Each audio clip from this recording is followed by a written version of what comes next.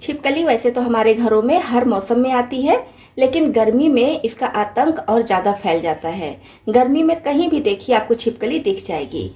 खासकर बाहर वाली जो खिड़की होती है वहाँ पर, स्टोर रूम में या फिर सू रैक के पास आपको छिपकली तो जरूर ही दिख जाएगी। छिपकली को देखते ही हर कोई डर जाता है और डरने के साथ साथ बहुत घिन भी आती है। तो हम ऐसा क्या करें हमारे घर में या हमारे घर के आसपास भी छिपकली ना आए। तो इसके लिए बहुत अच्छी टिप लाई हूँ। हमें चाहिए 7 से 8 लहसुन की कलियां और 2 छोटे साइज का प्याज। बड़े साइज का प्याज है तो एक ही ले लीजिए। तो लहसुन की कलियों को पहले हम छील लेंगे और प्याज को भी छीलकर रफली कट कर लेंगे। और प्याज लहसुन को ध्यान रखिएगा कि भिगा कर नहीं छीलना है, पानी में भिगाने से इसका असर कम हो जाएगा। तो बिना पानी में भिगाए ही दोनों चीज़ों को छीलकर कट कर लेना है।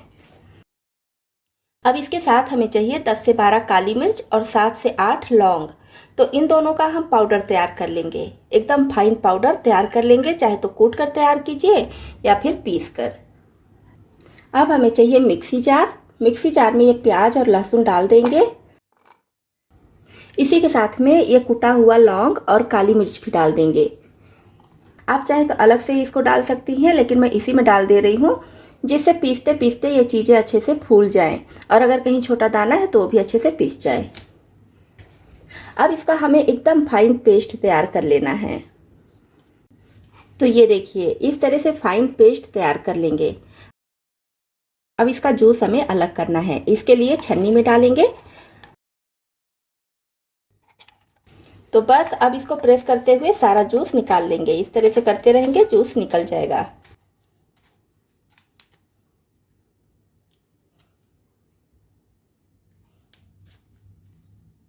और इसको हाथ से ही प्रेस कीजिएगा तो सारा जूस निकल जाएगा, चम्मच से उतना बढ़िया नहीं निकलता है। तो ये देखिए सारा जूस निकल चुका है। अब ये जो बचा हुआ भाग है इसको फेंकेंगे नहीं, इसका यूज मैं बाद में बताऊंगी कि क्या करना है। तो ये प्याज और लहसुन का जूस तैयार हो गया और इसी में लौंग काली मिर्च भी है। तो ये बहुत ज़्यादा स्ट्रांग है क्योंकि प्याज लहसुन खुद इतना ज़्यादा स्ट्रांग फ्लेवर का होता है और इसमें हम लौंग काली मिर्च डाले हैं, वो भी बहुत ज़्यादा स्ट्रांग है। अब इसके साथ हमें एक चीज़ और ऐड करना है, वो है डिटॉल साबुन।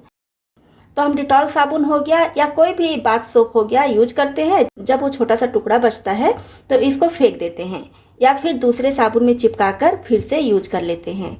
तो ये भी छोटा सा बचा हुआ टुकड़ा है, तो इसको ना तो हम फेंकेंगे और ना ही किसी साबुन में चिपका कर यूज करेंगे। इसको हम ऐसे डायरेक्ट ही डाल देंगे तो गलने में काफ़ी समय लगेगा। इसके लिए हम इसको ग्रेट करेंगे। ग्रेट करने से क्या होगा, बहुत आसानी से ये घुल जाएगा। और ऐसा नहीं है कि इसको ग्रेट करने के बाद ये ग्रेटर बेकार हो गया या पुराना ग्रेटर लेना है। आप नया पुराना कोई भी ग्रेटर ले लीजिए जो आप घर में यूज करती हैं। बस ये ध्यान रखिए कि सोप को इसे ग्रेट करने के बाद ग्रेटर को खूब अच्छी तरह से धुल लीजिए, माज लीजिए। उसके बाद खाने वाली चीज़ों को ग्रेट कीजिए तो कोई दिक्कत नहीं होगी। तो अगर आप ये सिरप ज़्यादा बना रही हैं तो फिर डिटॉल साबुन और ज़्यादा ले लीजिए, क्योंकि मैं थोड़ा सा बनाई हूँ तो इतने के लिए इतना साबुन बिल्कुल सही है। तो इस तरह से इसमें भिगा देंगे और ढक कर करीब 10 मिनट के लिए छोड़ देंगे, जिससे सोप अच्छे से फूल जाए। 10 मिनट बाद देखेंगे तो सोप देखिए फूल चुका है। अब इसको बस हाथ से ऐसे हम हल्का सा मैश कर देंगे जिससे मिक्स हो जाए। आप चाहे तो मिक्सी जार में डालकर हल्का सा ग्राइंड भी कर सकती हैं, फिर आपको इतनी देर रखने की ज़रूरत नहीं पड़ेगी। लेकिन मिक्सी जार में अगर आप डालकर ग्राइंड कर रही हैं तो उसको अच्छी तरह से धुल लीजिएगा। तो सोप देखिए काफ़ी हद तक मिक्स हो चुका है, लेकिन छोटा छोटा टुकड़ा है तो इसको हम बाद में मिक्स करेंगे। अब इसको रखने के लिए हमें चाहिए कोई भी स्प्रे बॉटल। तो मैं यहाँ पर सैनिटाइजर का बॉटल ली हूँ, ये ख़त्म हो चुका था तो उसी बॉटल को मैं ले ली। तो आप इसी तरह का कोई दूसरा बॉटल भी ले सकती हैं या तो फिर मार्केट से नया ला सकती हैं। लेकिन इसके लिए फालतू में पैसा क्यों खर्चा करना। अगर कोई पुराना आपके घर में इसी तरह का सैनिटाइजर का या कोई भी स्प्रे बॉटल है तो उसको ले लीजिए। फालतू में पैसा क्यों खर्चा करना, जहाँ तक संभव हो वहाँ तक घर की चीज़ों से ही घर की चीज़ें बनाकर तैयार कर लीजिए। तो इस तरह का मैं एक टीप ली हूँ, इसके ऊपर रखेंगे और अब इसको छान लेंगे। पहले इसके लिक्विड को छान कर अलग कर लेंगे, फिर सिर्फ सोप बचेगा तो बहुत आसानी से ये मिक्स हो जाएगा। सोप डालने की वजह से ये लिक्विड काफ़ी गाढ़ा हो जाता है, अब देखिए सिर्फ सोप बचा है, तो ये बहुत आसानी से मिक्स हो जाएगा। तो मैं थोड़ा जल्दी कर दी थी, अगर 15 से 20 मिनट ये रहता तो और अच्छे से फूल जाता, तो सारा सोप आपको ज़रूरत भी नहीं पड़ती मिक्स करने के लिए, पानी में अच्छे से घुल जाता। अभी देखिए कितनी आसानी से मिक्स हो गया है। अब इसमें हमें डालना है पानी। तो पानी हम इतना डालेंगे कि लिक्विड बहुत ज़्यादा गाढ़ा ना रहे, क्योंकि इसमें हम सोप डाले हैं, तो सोप डालने की वजह से बहुत गाढ़ा हो जाता है। तो जितना जूस है, जूस का 4 से 5 भाग आप पानी इसमें ऐड कर लीजिएगा, जिससे कि बढ़िया से स्प्रे हो सके। अगर बहुत ज़्यादा गाढ़ा रहेगा तो स्प्रे करने में दिक्कत होगी। और अगर किसी कारण से पानी बहुत ज़्यादा हो गया है, लिक्विड काम नहीं कर रहा है, तो 2 से 4 लहसुन की कलियां और थोड़ा सा प्याज लेकर उसका जूस और ऐड कर लीजिए, तो फिर से ये स्ट्रांग हो जाएगा। अब इसको भी छान लेंगे।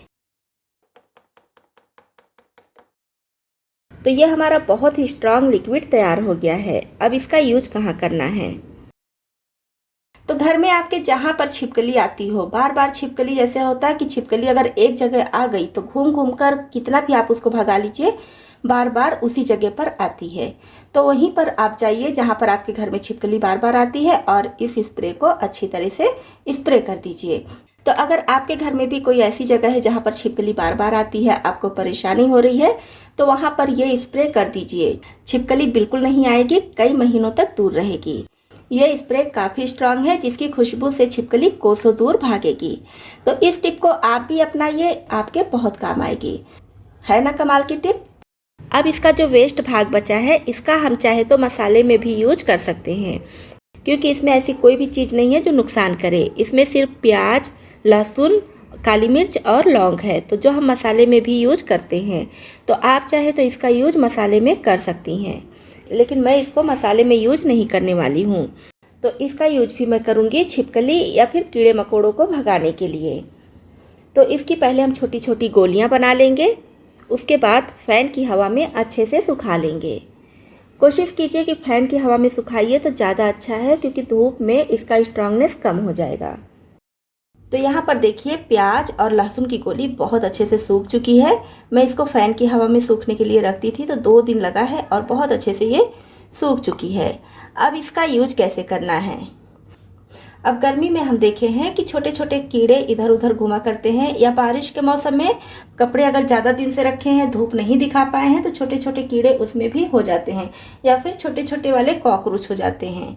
छिपकली के साथ साथ अगर कहीं भी कीड़े मकोड़ों की इस तरह की समस्या है, तो आप एक गोली ऐसे रख दीजिए और वहाँ पर कीड़े बिल्कुल नहीं आएंगे और ना ही छिपकली आएगी। आप चाहें तो इसको बिल्कुल पतले जो हल्का कपड़ा होता है उसमें बांध कर या फिर टिश्यू पेपर में लपेट कर भी रख सकते हैं, लेकिन मैं इसको ऐसे डायरेक्ट ही रख देती हूँ, क्योंकि इसमें ऐसी कोई भी चीज़ें नहीं हैं जो नुकसान करने वाली हों। और अगर छोटे बच्चे भी इसको पा जा रहे हैं, हाथ से छू रहे हैं, तो भी कोई दिक्कत नहीं होने वाली है, क्योंकि इसमें कुछ भी ऐसी नुकसान करने वाली चीज़ नहीं है। हाँ, कीड़े मकोड़ों के लिए बहुत ज़्यादा स्ट्रांग है ये, उनको ज़रूर नुकसान करेगी। अब जैसे कहीं पर आप बर्तन वर्तन रखती हैं, वहाँ पर कॉकरोच आ जा रहे हैं, तो इस तरह से एक गोली डाल दीजिए। इसको किचन में भी आप इस तरह से कहीं भी रख सकती हैं, या आलू प्याज का बास्केट है तो उसमें भी कभी कभी छोटे मोटे कीड़े आ जाते हैं, तो इसमें भी 2-4 गोली ऐसे डाल दीजिए। तो इस तरह से लिक्विड बनाकर आप अपने घर से छिपकली को कोसों दूर भगा सकती हैं, और इस बॉल को बनाकर छिपकली साथ में कीड़े मकोड़े भी भगा सकती हैं। तो दोस्तों, ये वीडियो आपको ज़रा सा भी यूजफुल लगा हो, आपके काम का हो, तो वीडियो को लाइक ज़रूर कीजिएगा, और चैनल को सब्सक्राइब करके बेल आइकन दबाना बिल्कुल ना भूलिएगा, जिससे मैं जो भी वीडियो डालती हूँ उसका नोटिफिकेशन आपको सबसे पहले मिले।